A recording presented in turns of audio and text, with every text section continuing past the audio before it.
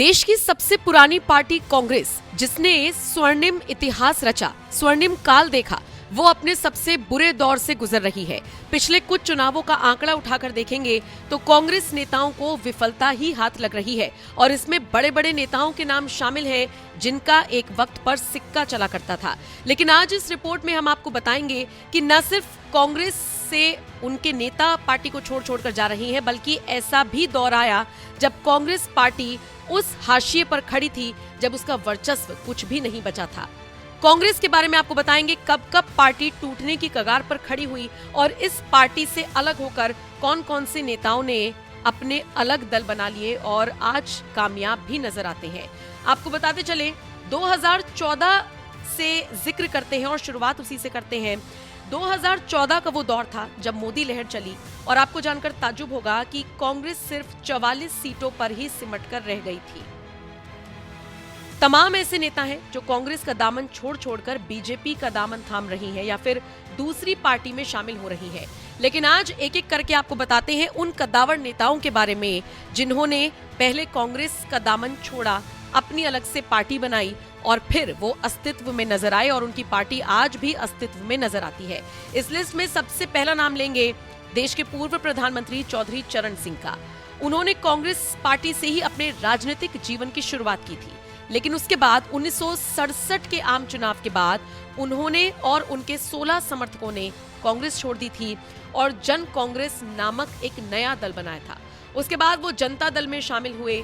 मोरारजी देसाई के बाद वो देश के अगले प्रधानमंत्री भी बने और उसके बाद उन्होंने राष्ट्रीय जनता दल का गठन किया। उसके बाद जब उनका निधन हुआ तो उनके बेटे चौधरी अजीत सिंह ने जनता पार्टी से अलग होकर राष्ट्रीय जनता दल का गठन किया और आज उनके बेटे और चौधरी चरण सिंह के पोते जयंत चौधरी इसके अध्यक्ष हैं। इस लिस्ट में दूसरा नाम आता है शरद पवार का। महाराष्ट्र की राजनीति में अगर किसी को चाणक्य माना जाता है तो वो है शरद पवार। शरद पवार खुद 4 बार राज्य के मुख्यमंत्री रह चुके हैं, कई बार किंग मेकर की भूमिका में रह चुके हैं। युवा कांग्रेस से शरद पवार ने राजनीति की शुरुआत की थी और उसके बाद वो कांग्रेस में आगे बढ़ते हुए नजर आए थे, लेकिन उन्होंने 1978 में कांग्रेस से अलग होकर अपना एक अलग दल बना लिया था।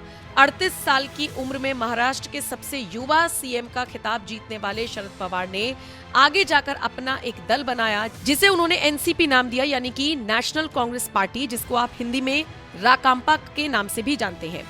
टकराव हुआ और उसके बाद वो अलग हुए और उसके बाद से ही महाराष्ट्र में जिस तरीके से उनकी भूमिका है और उनकी पार्टी की भूमिका है वो किसी से छिपी नहीं है। तीसरा बड़ा नाम इसमें शामिल होता है पश्चिम बंगाल की मुख्यमंत्री ममता बनर्जी का।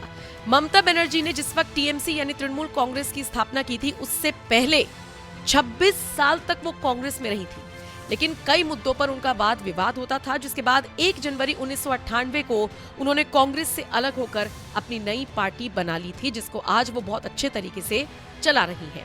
इस लिस्ट में अगला नाम आता है जगन मोहन रेड्डी का। आंध्र प्रदेश के वर्तमान मुख्यमंत्री जगन मोहन रेड्डी ने भी कांग्रेस छोड़कर अपनी पार्टी बनाई थी। 2004 में कांग्रेस सरकार में उनके जो पिता थे वो मुख्यमंत्री थे, कांग्रेस के कद्दावर नेता थे। 2009 में एक हेलीकॉप्टर क्रैश में पिता की मौत हो जाने के बाद जगन मोहन रेड्डी ने उनकी राजनीतिक विरासत को तो संभाला, लेकिन इसी के साथ कांग्रेस से उन्होंने दूरियां बना ली। इसी लिस्ट में अगला नाम आता है बीजू पटनायक का। ओडिशा के पूर्व मुख्यमंत्री नवीन पटनायक के पिता बीजू पटनायक ने भी कांग्रेस से अपनी सियासी पारी शुरू की थी, लेकिन उसके बाद उन्होंने भी कांग्रेस पार्टी को छोड़ दिया था। 1997 में बीजू पटनायक की मृत्यु हुई थी, जिसके बाद उनके बेटे ने बीजू जनता दल का गठन किया और भाजपा के साथ मिलकर 2000 में ओडिशा विधानसभा चुनाव लड़ा और सत्ता में भी बीजू जनता दल आई थी। ओडिशा के मुख्यमंत्री के तौर पर वो 5 बार लोगों द्वारा चुने गए। हालांकि अब ओडिशा में सत्ता परिवर्तन हो चुका है। इसके अलावा आप अजीत जोगी का जिक्र कर लीजिए या मुफ्ती मोहम्मद सईद का। ये वो नेता हैं जो कभी कांग्रेस के साथी हुआ करते थे, लेकिन इन्होंने गाहे बगाहे कांग्रेस को ऐसे मुहायने पर छोड़ा जहां से पार्टी के टूटने की नौबत आ गई थी। पार्टी बार बार लड़खड़ाई, लेकिन उसके बाद फिर से संभली। हालांकि अब जिस तरीके के हालात हैं, देखना दिलचस्प रहेगा कि पार्टी अपना खोया हुआ वर्चस्व आने वाले वक्त में संभाल पाएगी या फिर नहीं। फिलहाल आप इस खबर को लेकर क्या राय रखते हैं? कमेंट सेक्शन में अपनी राय हमें जरूर